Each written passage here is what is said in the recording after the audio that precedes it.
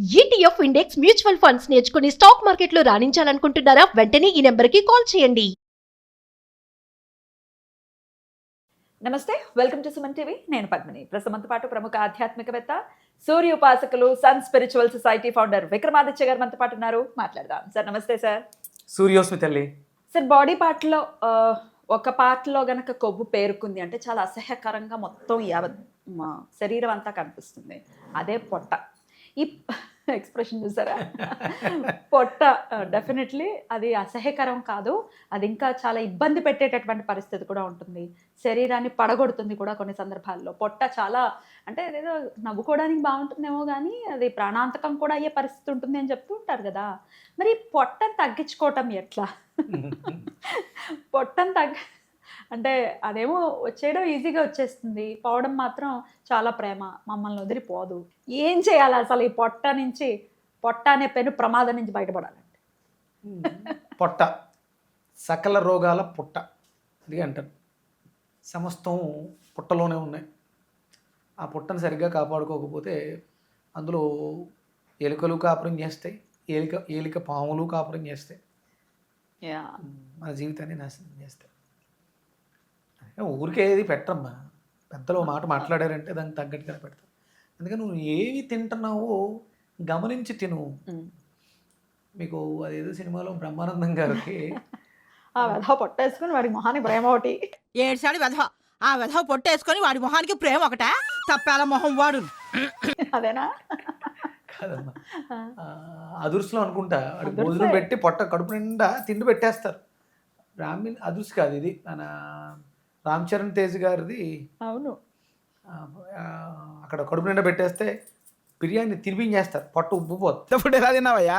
నేను తెల్లేదు sir, కుక్కారు. ఇంతేలా కుక్కుతారయ్యా? Urgent గా operation చేసి ఫుడ్ బయటికి తీనైనా నీకు దండం పెడతాను. ఆపరేషన్ చేసి బిడ్డను తీస్తారు కానీ ఫుడ్ తీస్తారా? చాలా భయంకరంగా ఉంటుంది, చాలా భారంగా ఉంటుంది అమ్మా, దుర్భరంగా ఉంటుంది. చాలా మనం కామెడీగా అనుకుంటున్నాం కానీ ఫేస్ చేసేవాళ్ళు నిజంగా.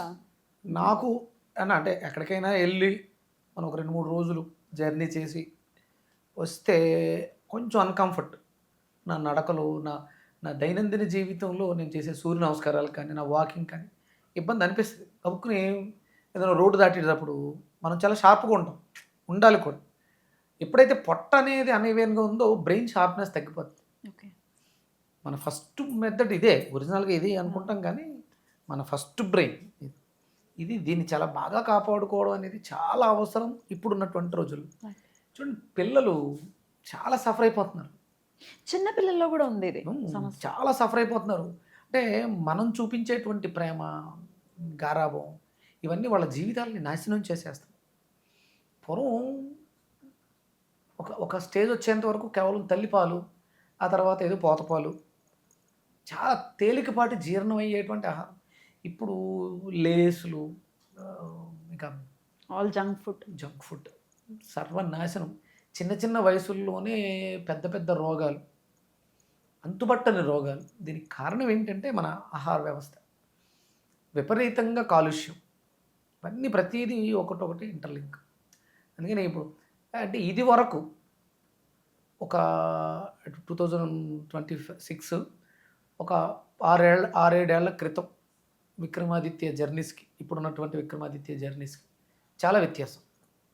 అంటే నేను ప్రతిదాన్ని ఫస్ట్ నేను ఆచరించి అది నాకు ఏ రకమైనటువంటి రిజల్ట్స్ ఇచ్చింది దాన్ని అనలైజ్ చేసుకుని దానితోనే మాట్లాడతాను. ఇదివరకు మనం ఎక్కడికైనా ప్రయాణానికి వెళ్తున్నప్పుడు ఏమన్నా డబ్బాల్లో పట్టుకెళ్తాం, కామన్ కదా, చిరుతిళ్ళు జర్నీలో. నేను ఈ 4 days మొన్న ఉజ్జయినికి ముందు అంటే 30th బయలుదేరా మధ్యాహ్నం 12 గంటలకి. 31st మార్నింగ్ 5 కల్లా 6కి ఉజ్జయినిలో ఉన్నాం. Continuation journey 17-18 hours. మధ్యలో ఇలా కూర్చోవడం అంతే. మధ్యాహ్నం బయలుదేరాం, ఎక్కడో ఆగుతాం, డిన్నర్ అయిపోయింది. అంటే కంటిన్యూస్గా ఇలా కూర్చొని ఉన్నాం, కాళ్ళు ఎలాడేసుకుని జర్నీలో కూర్చొని ఉంటాం. ఏదో డ్రైవింగ్ సీట్లో మా ఫ్రెండ్స్ వాళ్ళు మారుతూ ఉన్నారు, ఇలాగే కూర్చొని ఉన్నాం, నచ్చింది తిన్నాం, ఉజ్జయినిలో దిగాం, అవన్నీ చూసుకున్నాం, మళ్ళీ బయలుదేరు. ఎక్కడైనా ఏమాత్రమైన అలసట లేకపోతే లేదా కనపట్లేదు. ఇప్పుడైతే కనిపి నిన్ననే వచ్చారు. ఇవాళ తారీఖు ఎంత? ఇవాళ 4వ తారీఖు. నిన్న వచ్చారా? 1వ తారీఖు ఆదివారం అక్కడ హోమం చేశాను. 2వ తారీఖు ఉజ్జయిని నుంచి ఓంకారేశ్వర్ వచ్చాం. ఓకే. ఓంకారేశ్వర్లో మధ్యాహ్నం 2-3 గంటలకు బయలుదేరాం. నిన్న తెల్లవారుజామున 5 అవుతులో కల్లా హైదరాబాద్లో ఉన్నాం. యూర్ ఆల్ నార్మల్, ఏం అలసట అసలు? మామూలుగా ట్రైన్ జర్నీయే బోల్డంత అలసటగా ఉంటుంది. ఇది పడుకుని అన్ని కంఫర్ట్. అలసటే. ఇక్కడ డ్రైవర్ అంటే డ్రైవింగ్ సీట్లో వాళ్ళు చేస్తున్న మనకు ఒక రకమైనటువంటి అది ఘాటీ రోడ్లు అవి.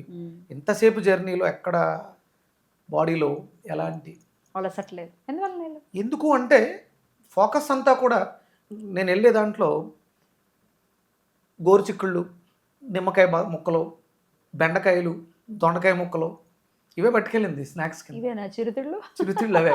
డ్రైవర్ చేయి చాపితే ఎలా తినడానికి 2 బెండకాయలు చేతిలో పెడితే ఇంతకే రా బెండకాయలు. గోరుచిక్కులు నేను నిమ్మకాయని మిరియాల పొడి వేసి ఊరబెట్టా వెళ్ళడానికి 2 రోజుల ముందే.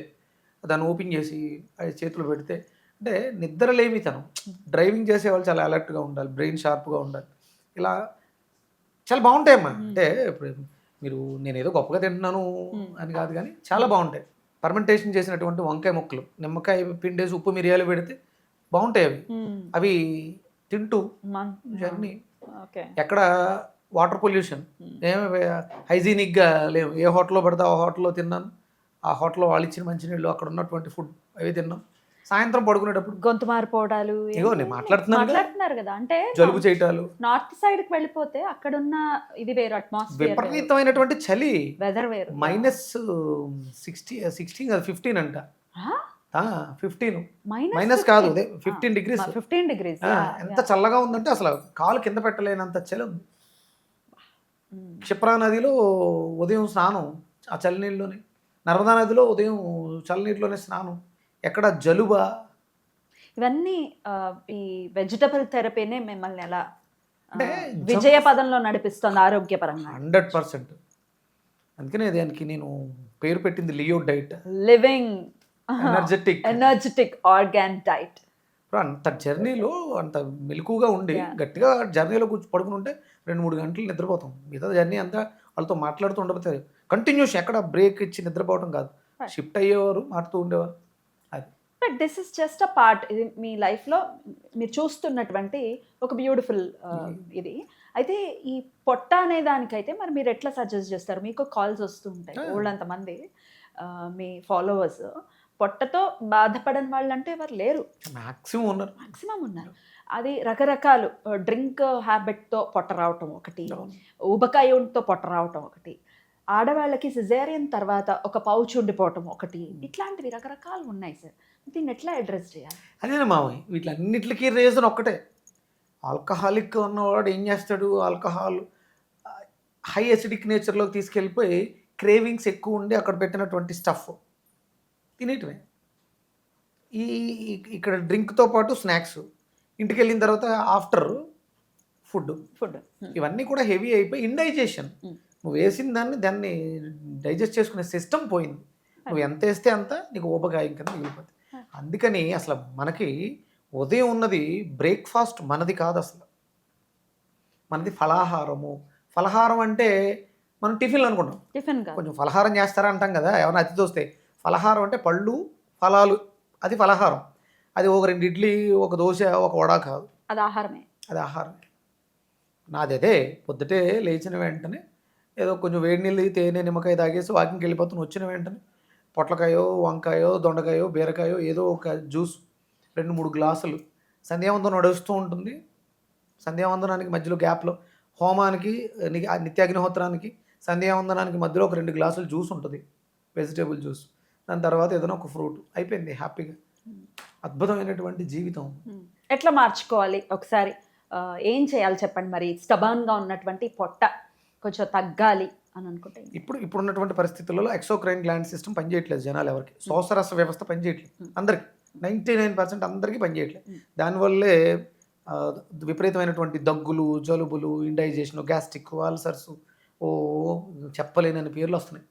వాటన్నిటికి కారణం దాన్ని సరి చేసుకోవాలంటే ముందు ఫస్ట్ డైజెషన్ సిస్టమ్ బాగుండాలి. యాష్ గార్డ్ ఎసిడిక్ నేచర్ని ఆల్కలైన్లో మార్చు. దాంతోపాటు నానబెట్టినటువంటి బెండకాయ నీళ్లు, మనకి నీళ్లు తాగే అవసరం చాలా ఉంది కానీ ఎక్కువ తాగలేకపోతున్నాం. ఎందుకంటే మనం చేసే పనికి ఎక్కువ వాష్రూమ్కి దాహమే. వెళ్ళాలంటే అవ్వదుగా. దాహం కూడా వేయట్లేదు. 10 గ్లాసులు వాటర్ తాగితే ఎంతో, ఒక్క గ్లాసు బెండకాయ నీళ్ళు తాగితే అంత. బాబా. అంత డెన్సిటీని పెంచుద్ది, Okay. చిక్కగా ఉంటుంది. తాగేటప్పుడు ఒక గమ్ము లోపల జిగటగా వెళ్తుంది. చాలా బాగుంటుంది.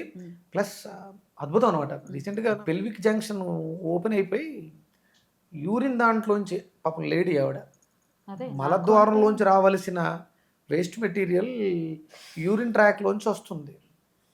అమ్మ బాబోయ్, ఇటువంటి సమస్య ఉంటుందా? అసలు సార్ బెండకాయ గింజలు నేను పాస్కెళ్తే వచ్చేస్తున్నాయి సార్ అంటే, మై గాడ్, yeah. దాన్ని ఏంటి ఎట్లా? ఓకే, అదే చెప్పా. అందుకని ఎక్కువ నీళ్ళు తాగితే ఎక్కువ పాస్కెళ్ళాలి. అందుకని బెండకాయ నీళ్ళు తాగితే 10 గ్లాసులు తాగితే ఒక గ్లాస్ ఇది సరిపోతుంది. కాబట్టి ఆ ప్రాబ్లమ్ని సాల్వ్ చేసి ఆ ట్రాక్ మార్చుకోవాలి శరీరమే. ఇది డాక్టర్లు వాళ్ళు చేసే పని కాదు, శరీరమే తను మార్చుకుంటుంది. తాను క్యూర్ అంటే చేసుకోవాలి. మలద్వారం దగ్గర ఇబ్బంది ఉందని ట్రాక్ మార్చుకొని ఫిషరీస్ వేరే ట్రాక్ వేసుకుంటే బయటకు రావడానికి వేస్ట్. బాడీ చేసింది అది, అక్కడ అవకాశం లేక ఇటు యూరిన్ ట్రాక్లోంచి లిక్కించేసింది. వర్ణించగలమా ఆవిడ బాధ? సార్ వాష్రూమ్కి వెళ్ళి నేను వాష్ చేసుకోలేకపోతున్నాను, మంట విపరీతం, ఎన్నిసార్లు చేస్తారు, కారిపోతుంది, అన్కంట్రోల్, అక్కడ ఏమి గేట్ ఉండదు. ఇలాంటి పరిస్థితులమ్మా బెండకాయలు చాలా అద్భుతంగా పనిచేస్తే మన శరీరంలో మన వ్యవస్థలను మార్చుకోవటానికి. ఇది నేను ప్రాక్టికల్, నా క్లయింట్ బేస్ ఇప్పటికి నేను 50,000 కంప్లీట్ చేశాను. ఈ 5 ఏళ్లలో మనం వీడియోల ద్వారా మన వాళ్ళకి చేసినవి 50,000 కేసులు, డిఫరెంట్ ఆన్ రికార్డ్. ఇది ఆన్ రికార్డ్. ఏదో ఊరికే మాట పూర్వకంగా చెప్పడం దగ్గర కాదు, వాళ్ళ నంబర్లతో వాళ్ళ సహా పేర్లు, నంబర్లు. ఫోటోలు, ఫోన్ నెంబర్స్ అన్నీ ఉన్నాయి. అయితే సార్, అయితే ఎట్లా డైలీ ఎలా తీసుకోవాలి? యాష్ గార్డ్ అన్నారు అంటే బూడిద గుమ్మడికాయని, అలాగే ఈ బెండకాయలని ఎట్లా తీసుకోవాలి? పొట్ట తగ్గించుకోవాలి. పొద్దుటే గోరువెచ్చటి నీళ్ళు తేనె నిమ్మకాయతో తాగి తర్వాత బ్రష్ అవి చేసేసుకుని ఒక గ్లాసు బూడిద గుమ్మడికాయ జ్యూసు, చిన్న అల్లం మొక్క, కొంచెం మిరియాల పొడి, ఉప్పు వేసుకుని మినిమం 200 గ్రామ్స్ 200 గ్రామ్స్ ఒక గ్లాసు వాటర్ పోయండి. బూడిద గుమ్మడికాయ మరి తొక్క తీసేయాలి? తొక్కతో సహా, మరి దాని తొక్కతో పైన బూడిద ఉంటుంది కదా, లైట్గా కడగండి అంతే. కడగండి. హా. కడిగేసి తొక్క గింజలతో సహా మొత్తం హోల్ మెత్తగా గ్రైండ్ చేసుకుని జింజర్ యాడ్ చేసుకుని బాగా గ్రైండ్ చేసి వడకట్టి దాంట్లో కొంచెం మిరియాల పొడి, ఉప్పు వేసుకుని చప్పరిస్తూ కూర్చుని నిదానంగా తాగండి. ఒక గ్లాస్. తర్వాత బెండకాయ నీళ్ళు ఒక గ్లాసు. ఒక గ్లాస్ బెండకాయలు రాత్రి నైట్ నానబెట్టేసుకుంటే 1 లీటర్ నానబెట్టుకుంటే మధ్యాహ్నం వరకు ఆ నీళ్ళు తాగుతూ ఉండొచ్చు. 1 లీటర్లో ఎన్ని బెండకాయలు వేసుకో? 10 బెండకాయలు వేసుకో. 10 బెండకాయలు. రైట్. చాలా కడిగేసుకుని బాగుంటుంది. వేసేసుకుంటే అల్సర్స్ తగ్గుతాయి, గ్యాస్ట్రిక్ తగ్గుతుంది, చాలా రకాల ప్రాబ్లమ్స్ తగ్గుతాయి. చాలా బాగుంటారమ్మా. ఇది నేను ఎన్నాళ్ళు ప్రాక్టీస్ చేయాలి?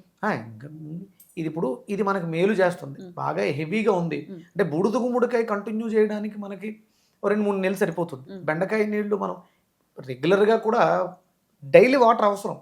15 లీటర్లు 25 లీటర్లు తాగాలి అంటే మన వల్ల అవ్వదు. అందుకని 1 లీటర్ బెండకాయ నీళ్ళు తాగితే 10 లీటర్లకు సమాధానం చెప్తాం. ఇప్పుడున్నటువంటి పరిస్థితులలో అవి చాలా అద్భుతం. అది మనం ఇవన్నీ కూడా జీవితాంతం చేసేవే, చేయడానికి అనుకూలమైనవి, మెడిసిన్స్ ఏం కాదు. ఒక కంటిన్యూ 3 months చేసాం, 1 month గ్యాప్ ఇచ్చాం. మనం రెగ్యులర్గా చెప్తూ ఉంటాం ఈ నెలలో ఇవి తాగండి అని, వచ్చే నెలలో ఇంకోటి ఏదో చెప్తాం. ఆ నెలకు సంబంధించిన వెజిటబుల్స్ మన చుట్టూ ఉండేవే, ఇవే తాగాలని లేదు. బీరకాయ తాగొచ్చు, బెండకాయ తాగొచ్చు, దొండకాయ తాగొచ్చు, వంకాయ తాగొచ్చు, సమస్యను బట్టి. పొట్టకైతే ఈ రెండింటిని మనం యూటిలైజ్ చేసుకోవాలి. రైట్ సార్, చాలా బ్యూటిఫుల్గా ఎక్స్ప్లెయిన్ చేస్తారు. ఇంకా ఏమైనా దీని గురించి తెలుసుకోవాలి అని అనుకుంటే కనుక కామెంట్ సెక్షన్లో రాయండి, నేను అడ్రస్ చేస్తాను. థ్యాంక్ యూ సార్, నమస్తే. సూర్యస్మిత.